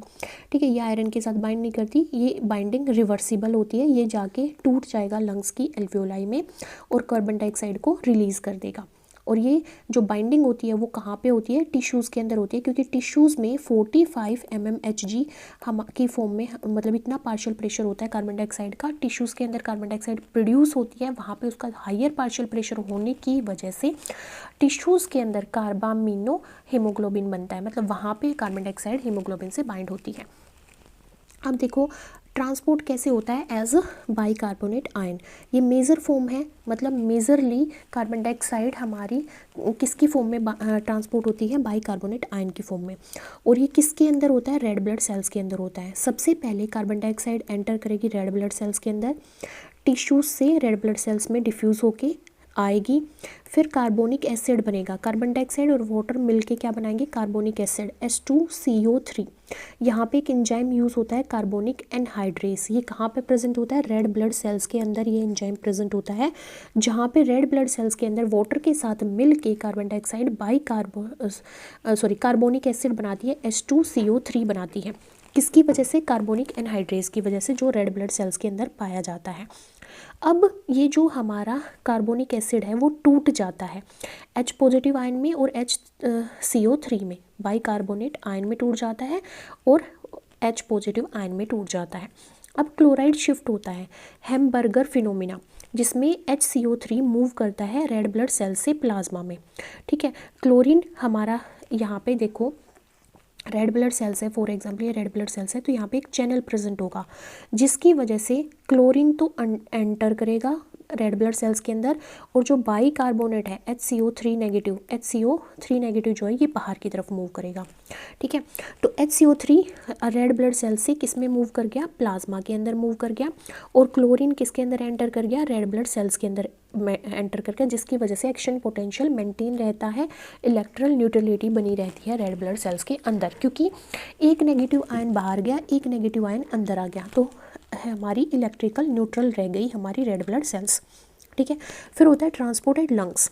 लंग्स में क्या होता है, HCO3 एंटर करेगा रेड ब्लड सेल्स के अंदर, तो क्लोरीन बाहर जाएगा और HCO3 एंटर करेगा, और HCO3 फिर जब हमारी रेड ब्लड सेल्स के अंदर जो H पॉजिटिव आयंस थे उनके साथ बाइंड करके क्या बना देगा, H2CO3 कार्बोनिक एसिड बना देगा, और फिर कार्बोनिक एसिड टूटेगा यहाँ पे कार्बन डाइऑक्साइड और वाटर में, फिर कार्बन डाइऑक्साइड डिफ्यूज़ होगी डिफ्यूजन की प्रोसेस के थ्रू एल्वियोलाई में, और एल्वियोलाई से वो हमारे पार्शियल प्रेशर ग्रेडियंट के थ्रू वो बाहर एटमॉस्फेयर में रिलीज़ हो जाएगी।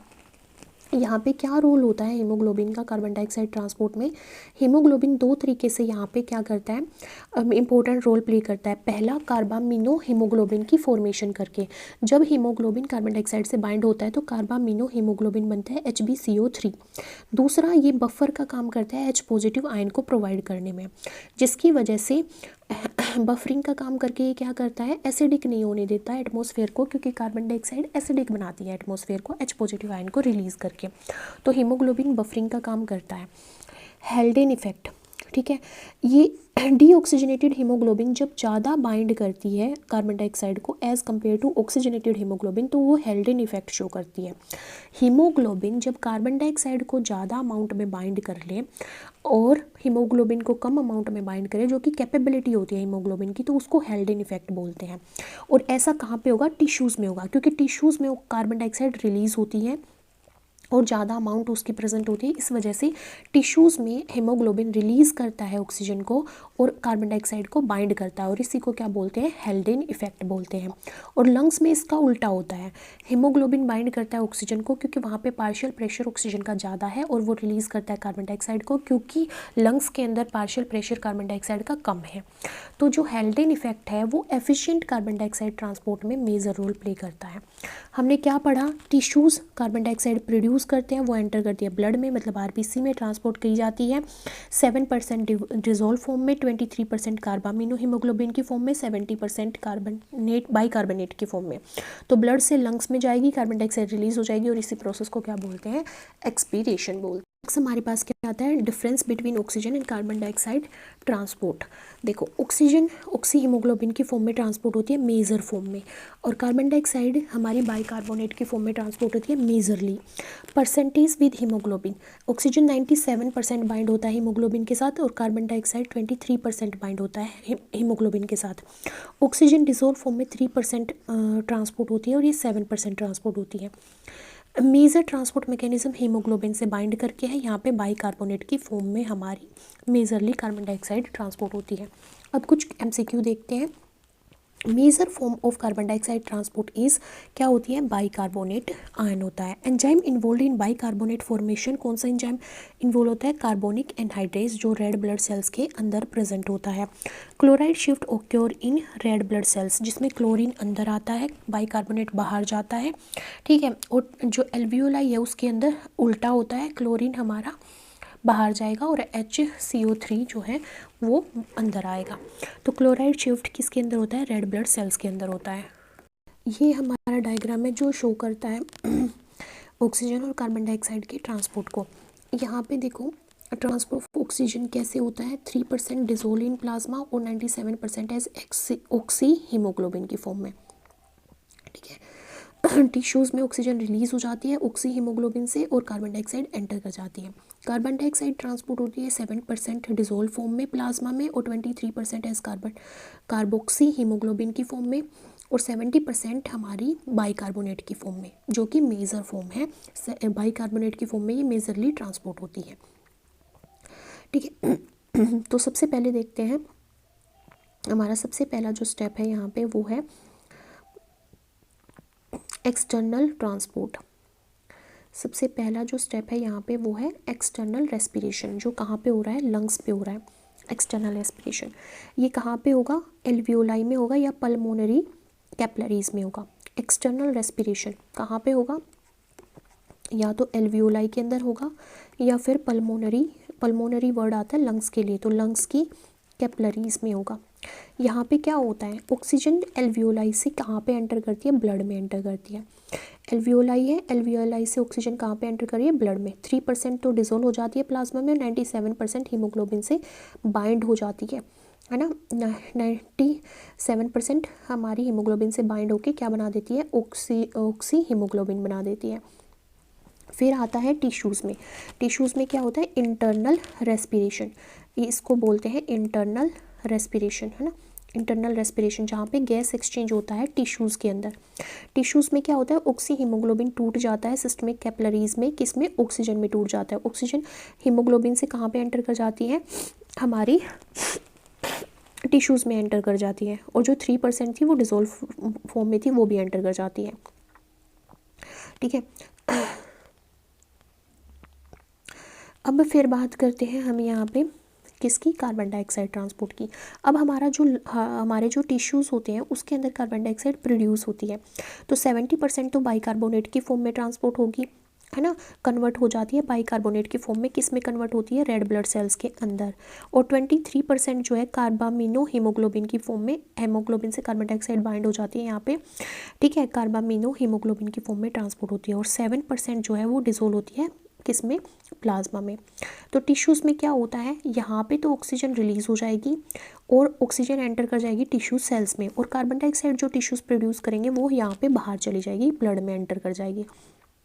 फिर क्या होगा, लंग्स में क्या होता है, ये जो डिजोल्व कार्बन डाइऑक्साइड है लंग्स में, यहाँ पे क्या होता है कि जो कार्बन डाइऑक्साइड है वो ब्लड को छोड़ के कहाँ पे एंटर करती है, एल्वियोलाई में एंटर करती है।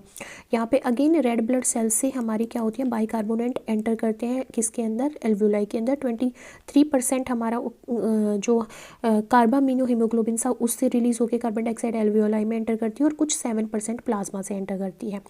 ठीक है, अब देखो अब यहाँ पे